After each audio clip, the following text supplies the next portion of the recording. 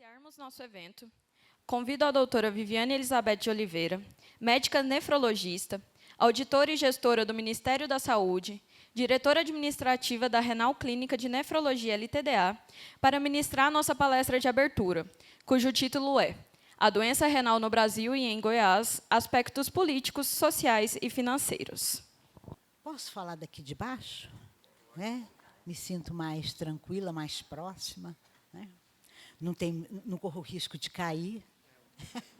Né? A terceira idade tem que tomar seus cuidados. E quero agradecer, quero parabenizar, né, a TRS pela realização deste simpósio. Realmente é muito legal ver colegas, né, como o Ciro, como toda a turma da TRS, investindo, né, na transmissão de conhecimento na nefrologia. E agradecer de forma especial ao Ciro por me chamar para falar de um assunto tão tranquilo, gente. É um assunto extremamente complexo, né? Isso é uma colcha de retalhos. Falar de saúde pública no Brasil não é brincadeira. E eu espero que, no final, né, vocês consigam ter me compreendido de alguma maneira, tá? Então, a doença renal no Brasil e em Goiás, aspectos políticos, sociais e financeiros. Bom, a doença renal crônica, né, é uma doença que, mundialmente, ela tem tido incidência e prevalência muito alta. Então, ela se tornou um problema de saúde pública mundial. Tornar-se um problema de saúde pública mundial tem duas vertentes. Primeiro, o custo muito elevado. Mas, em segundo, as pessoas estão vivendo mais, têm mais acesso à evolução tecnológica, aos medicamentos e até ao acesso à saúde. Por isso, a maior sobrevivência faz com que o paciente que antes morria de outras morbidades, morria precocemente de outras morbidades, ele chegue, né, à doença renal crônica. Ela não tem uma evolução muito favorável para quem é afetado. No aspecto físico, ele é um doente com múltiplas doenças, né? Isso dificulta a vida.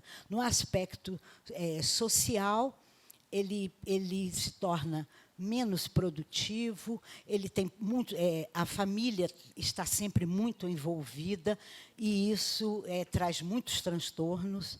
No aspecto funcional, perder qualidade de vida. No aspecto psicológico, são os problemas familiares que se acumulam e a dificuldade, né, em se adequar e sobreviver com aquela doença que, geralmente, ele nem sabia que existia. Porque, como é uma doença muito silenciosa, a pessoa, às vezes, só vai descobrir numa internação de emergência. O custo elevado é uma enorme carga para os sistemas de saúde em todo o mundo.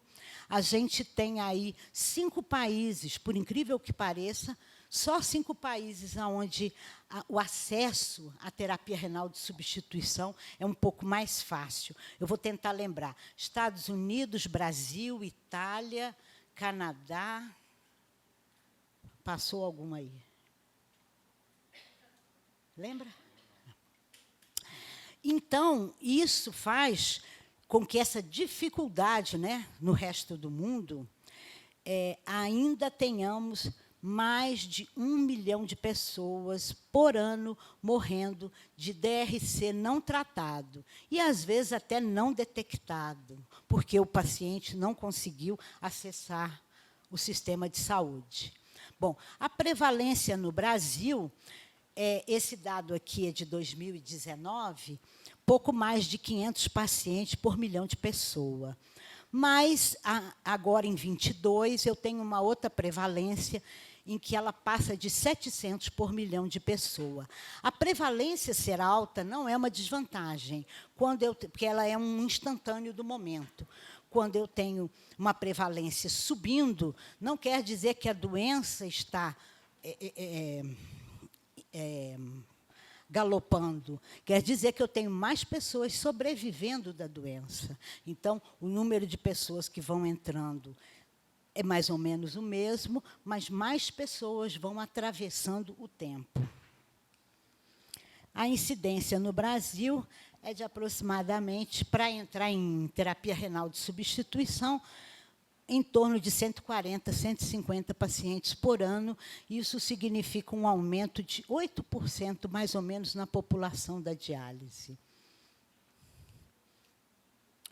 Pelos dados americanos, para cada paciente em terapia renal de substituição, você tem 20 a 25 pacientes com algum grau de doença renal, muitas vezes totalmente ignorado. Como eu já falei, uma doença muito silenciosa. Então, no Brasil, a gente pode projetar, eu coloquei de 5 a 10 milhões, as estatísticas brasileiras são difíceis, de 5 milhões seria em cima daquele dado anterior ali, o dado americano. E 10 milhões eu coloquei para concordar com o Ministério da Saúde, que é o que ele, mais ou menos, estima. Temos uma demanda muito reprimida e subestimada de pacientes que necessitam de TRS. Isso sempre, porque para cada paciente, eu tenho 20 a 25 pacientes com algum grau de doença renal, nessa turma de 20 a 25, com certeza tem gente precisando de hemodiálise, de terapia renal de substituição. O total estimado, aqui eu vou trazer os dados do censo da Sociedade Brasileira de Nefrologia, que, infelizmente, ele não é muito completo, ele acaba sendo estimado porque as clínicas não respondem ao censo. A gente tem mais ou menos 154 mil pessoas, no momento, em terapia renal, em terapia dialítica, por ano, aqui no Brasil. A faixa etária, 45 a 64 anos, eu tenho 43,6%. 20 a 44 anos, eu tenho 22,1%. Então, vocês reparem aí que, na época mais produtiva da vida das pessoas, é onde eu tenho aí o maior número, né? E isso traz um impacto social, né? E funcional bastante negativo. A cada ano, a gente tem mais ou menos um aumento de 18% na população em diálise. E aqui eu achei legal trazer, porque em 2000, você tem aí um crescendo, porque cresce a população, são os mesmos 18%, mas o número, né, absoluto também cresce. Em 21, a gente teve ali um picozinho, né? E isso aí foi realmente em decorrência da pandemia que a gente viveu, que muita gente ou descobriu, né, ou evoluiu com doença renal crônica dialítica. O diagnóstico de base dos pacientes em diálise. O diagnóstico de base dos pacientes em diálise é, no mundo inteiro, o mesmo. Diabetes mellitus e hipertensão arterial. E aí, então, a gente tem que lembrar aqui a importância da atenção básica, da atenção primária à saúde, da atenção à secundária. Porque, para mudar o quadro atual da terapia renal de substituição, a gente precisa agir aqui. Porque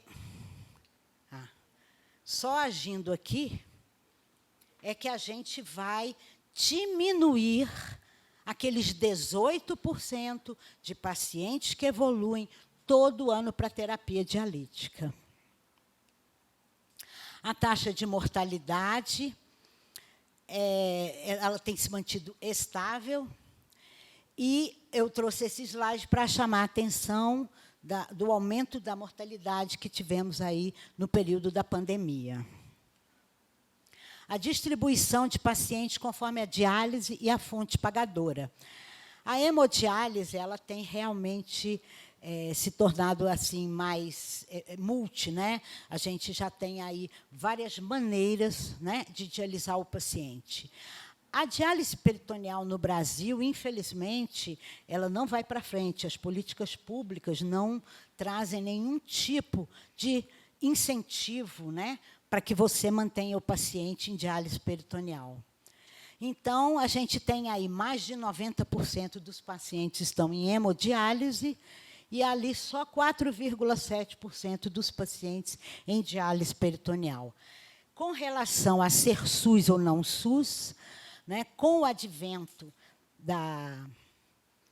do programa do SUS, em 1988, e depois, em que ele previa a participação político-privada, e depois, com a criação da Agência Nacional de Saúde, a gente tem os convênios passando a participar, né, do tratamento dialítico, coisa que antigamente não acontecia. Tanto que, quando eu formei, nefrologista nenhum fazia plano de saúde, atendia plano de saúde, porque o nosso argumento era esse. O paciente fica no plano, quando ele entra em diálise, o plano não quer mais saber dele, né? Então, agora a gente tem aí uma proporção de 75% a 25%. E esse quadro trouxe só os dados de 2018 para cá. Se trouxesse os dados bem retroativos, ia ver que o início era bem diferente.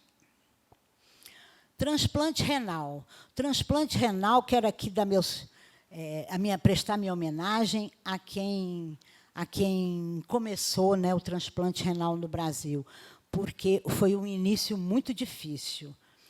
E, atualmente, a gente está tendo um número bem estável no número de transplantes por ano. Ele não tem se modificado, mas a presença do doador falecido, que ela se inverteu bastante, que antes o Brasil praticamente não fazia transplante com doador falecido, que é o ideal, né? Ele fazia com doador vivo. Então, no Brasil, em 2022, a gente teve 5.306 transplantes, 86% de doador falecido. Em Goiás, foram feitos 110 transplantes, 87% de doador falecido. Lembrando aqui agora que é diferente da modalidade hemodialítica. 95% dos transplantes continuam sendo pagos pelo SUS. Bom, o SUS nasce aí na Constituição Federal de 1988, a Constituição Cidadã, a Constituição que, no seu artigo 198, fala que todo brasileiro tem direito ao acesso universal, com equidade e integralidade aos sistemas públicos de saúde. Então, e isso regeu os princípios éticos, é o tripé que rege os princípios éticos doutrinários do SUS. E o SUS sempre visando, pelo menos no papel, porque é um sistema de saúde considerado maravilhoso, o mundo inteiro tira o chapéu, mas a teoria, né, o papel é muito mais bacana do que a prática, que depende das políticas públicas de saúde, né? Então, a regionalização, hierarquização, a descentralização, quer dizer, permitir que as pessoas sejam cuidadas no seu domicílio. Quando eu cheguei em Goiás, gente, há 37 anos atrás, ninguém se tratava em Goiás, todo mundo ia para São Paulo. Aqui era considerado totalmente sem chance de tratamento. Então, visa a resolutibilidade, o controle e a participação social, né? Aí você tem as comissões nacionais de saúde, as comissões municipais, e aí a participação complementar do setor privado, porque a parceria aí público-privada, principalmente na nefrologia, ela é importantíssima. Como que você vai manter em diálise 154 mil pacientes se não for com o auxílio da rede conveniada? Como você manteria só em órgãos públicos, só em hospitais? É uma coisa impossível, né? Então, a parceria é uma necessidade. E essa parceria é que depois originou aí a Agência Nacional de Saúde, nos anos 90, acho que é 99, que ela foi criada, e ela passa a regular os planos de saúde. O SUS, ele visa, né, o tripé do SUS é a prevenção, cura ou controle e o tratamento de reabilitação. Então, aí a gente tem exatamente atenção básica ou primária, atenção secundária, atenção terciária. Para isso, o envolvimento das 3 esferas governamentais é muito importante. É a gestão tripartite que nós temos aí. E que eu lamento que o Queiroga tenha usado essa gestão tripartite para dizer, no final aí do ano passado, quando a nefrologia está reivindicando uma revisão da tabela SUS, e ele diz assim, olha, a gestão é tripartite, estados e municípios também têm que participar. Eu discordo totalmente dele, porque os 3 envolvimentos, cada um no seu quadrado, cada um tem sua função. A baixa complexidade, que é a atenção básica ou primária, está a cargo do município. E isso o governo federal tem que acompanhar, incentivar e estimular, né?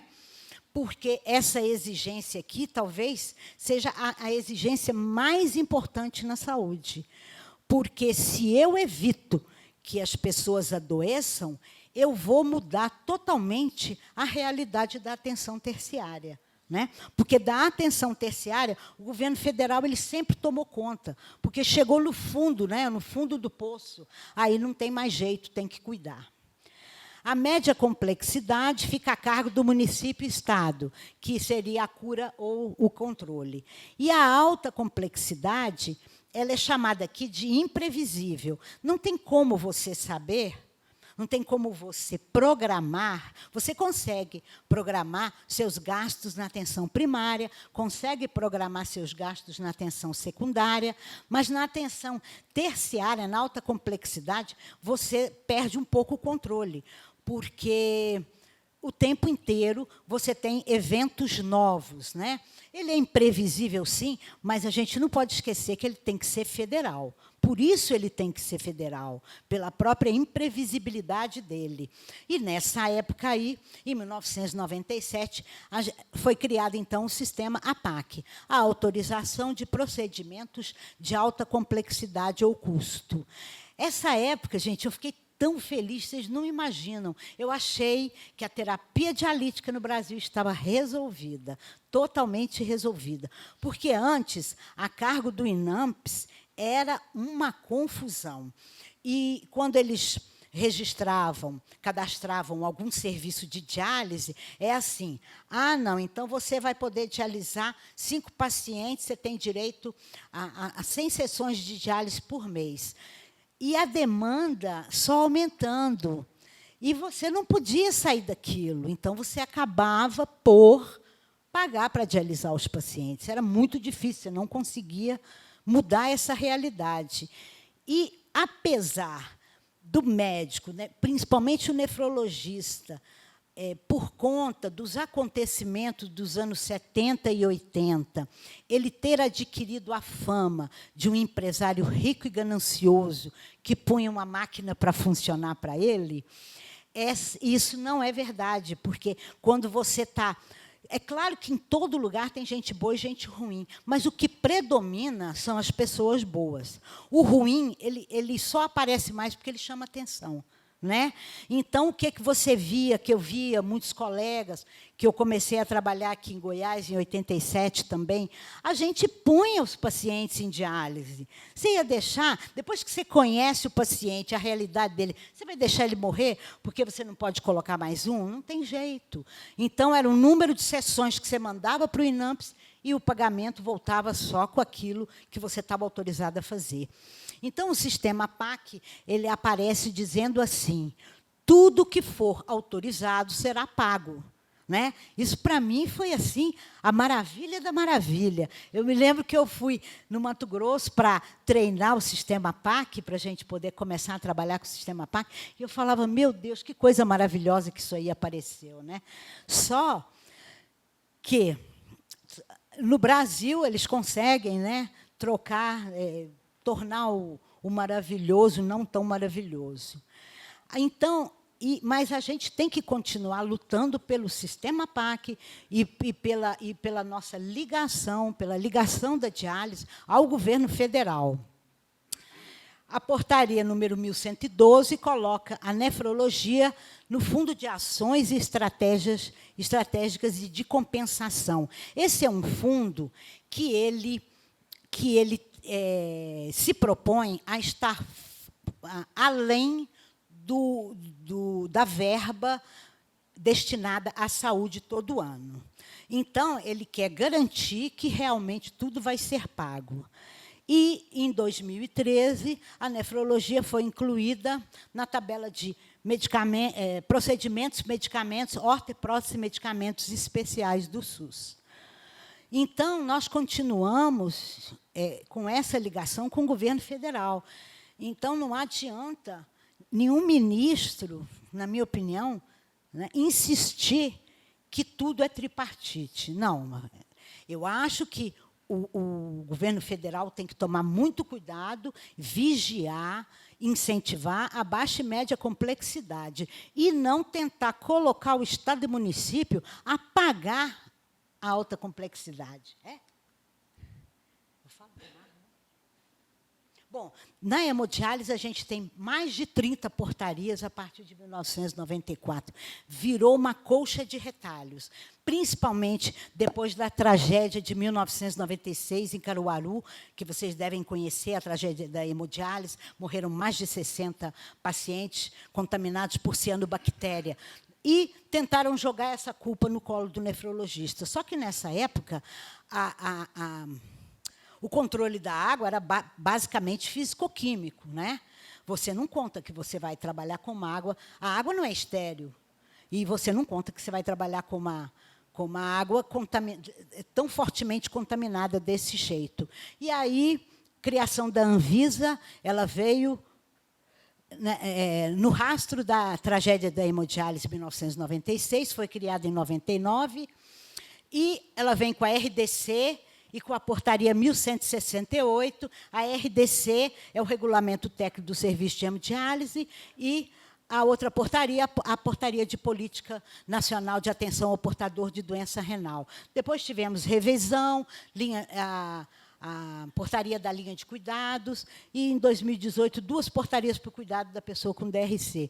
Só quero lembrar aqui que essa RDC número 154, ela foi muito rigorosa com o prestador de serviço, com as clínicas de nefrologia, e tentou, de todo jeito, colocar no colo do nefrologista toda a responsabilidade de tudo que acontecesse com o paciente, desde o ingresso em hemodiálise, o acesso vascular, as internações por complicações, ou seja, tudo. Eu até falava lá, naquela época, vou fazer um albergue lá em casa, vou levar todo mundo para lá, porque, se o paciente é meu, eu vou, ao menos, vigiar o que ele come, né? E se toma remédio direitinho.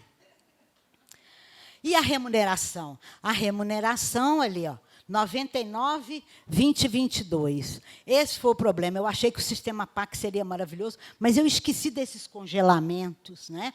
Que aqui você só anda um pouco na remuneração depois de muita solicitação, de muita reunião, de muito passar o chapéu.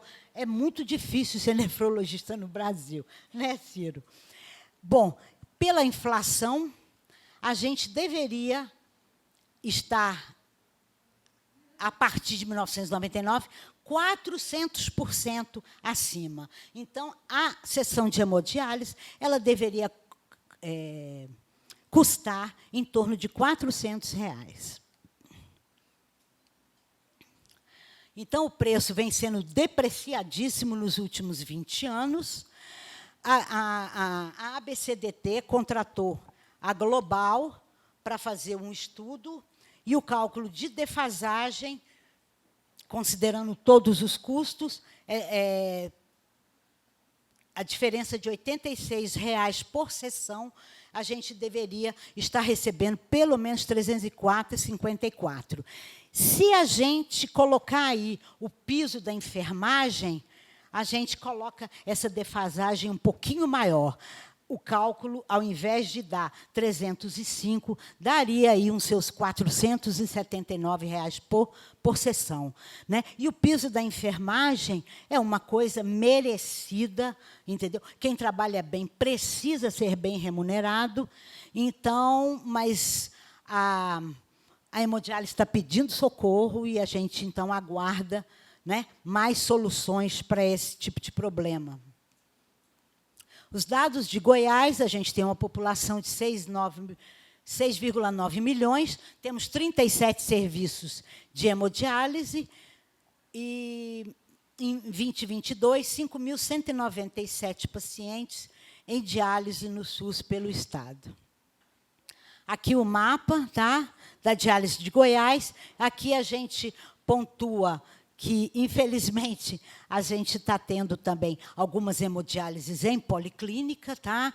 Policlínica, você querer assistir o doente crônico em todos os rincões do Estado é legal, mas existe, né, um grupo, né, um setor privado bem amplo que poderia estar ajudando nisso. Policlínica, no meu ver, não é lugar de colocar serviço de hemodiálise, até porque eles funcionam sem a autorização da Anvisa, sem o nefrologista, que é o responsável pela atenção ao doente renal crônico, e, ainda por cima, a única coisa, o Estado está gastando R$ 300 por sessão. Políticas públicas. Diálise peritoneal. A RDC número 11 tem um regulamento técnico, inclusive com exclusividade de clínicas para diálise peritoneal. Mas isso é caro e não é compensador. Aqui, mais uma vez, a desconfiança com as atitudes do nefrologista. Para que exigir uma clínica exclusiva de DPI, de diálise peritoneal? A clínica ela tem que contar com todas as modalidades de tratamento, porque é o médico, juntamente com o paciente, que deveria decidir, né, qual a melhor modalidade para ele. Então, a diálise peritoneal vem caindo aí no Brasil. É uma pena que as políticas públicas, que os políticos responsáveis pelas políticas públicas não busquem no exterior aonde a diálise peritoneal dá certo, porque, com certeza, ela é mais barata, viu? Apesar de que aqui ela não é, ela está subfinanciada também, porque ela está subfinanciada porque não remunera. Ela tem uma baixa remuneração, dupla tributação, porque ela paga ao prestador que, ao transferir o dinheiro para o fornecedor, paga de novo. Não remunera testes de qualidade, não remunera complicações, e, atualmente, a indústria não subsidia mais, porque subsidiava antes, mas, com os pacotes congelados aí há mais de 10, 15 anos, não querem mais subsidiar. E isso traz a falta de incentivo não financeira, que é a baixa exposição de profissionais à técnica. Quer dizer que, se ninguém aprende, ninguém vai fazer. E a chegada do paciente sempre pela emergência. O paciente, quando chega para a emergência, ele chega em emergência dialítica. Então, ele vai para a hemodiálise. Uma vez em hemodiálise, é muito difícil você convencer o paciente a ir para a diálise peritoneal. Então, isso aí seria um trabalho da atenção secundária da saúde. A seleção negativa. Vai para a DPI, vai para a diálise peritoneal, o paciente que perdeu todos os acessos para a hemodiálise. Isso dá a impressão que ele está sendo rebaixado, né? Então, é uma seleção negativa. E a vasta extensão territorial também, que dificulta até a distribuição, né, do material. Então, está caindo, só caindo.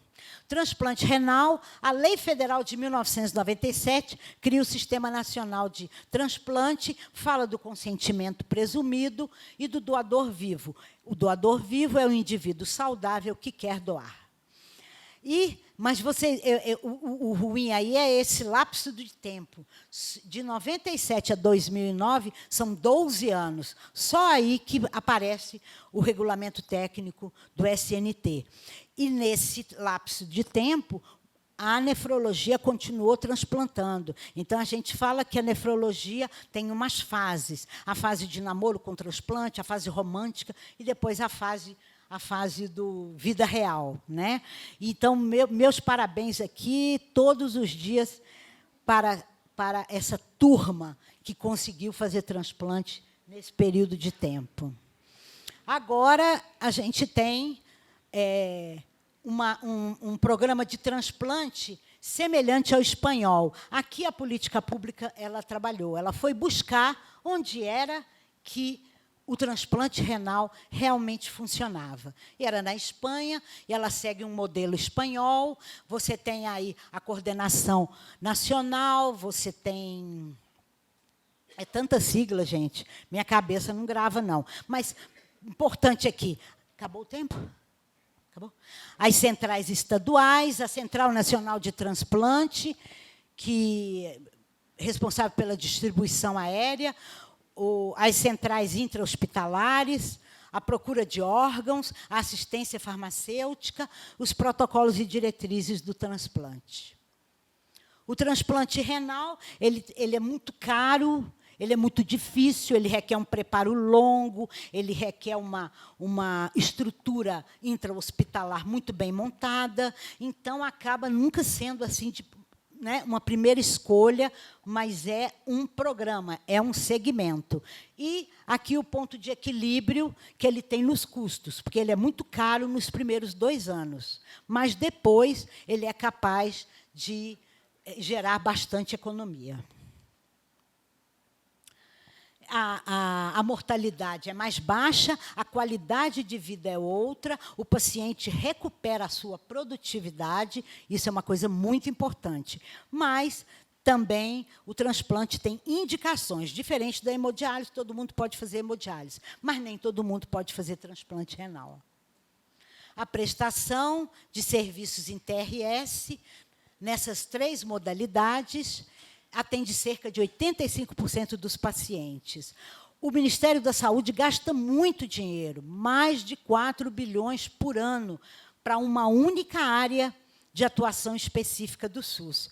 Qual é o nosso grande desafio? Garantir a sustentabilidade, né, do sistema, porque ele é caro, complexo, mas ele foi muito premiado pelos avanços tecnológicos e científicos disponíveis, que permite a melhor qualidade do tratamento. Políticas públicas de saúde. Acreditamos e temos que acreditar que investir em diagnóstico precoce e na ampliação do acesso ao tratamento adequado possa alterar a história natural da doença. Precisamos alterar a história natural do diabetes mellitus e da hipertensão arterial, porque é aí que, a médio e longo prazo, a gente vai alterar essa realidade da atenção terciária. Creatinina é ainda o melhor marcador de doença renal. Vamos pedir creatinina. Aqui, meu amiguinho Edson Souza, meu padrinho querido, que me ajudou muito com essa palestra, com esse livro maravilhoso, A Nefrologia e o Sistema de Saúde do Brasil. Ai, gente, obrigado pela paciência, por ter me escutado, muito obrigado por ter me convidado. Eu adorei estar aqui, tá? Falo demais.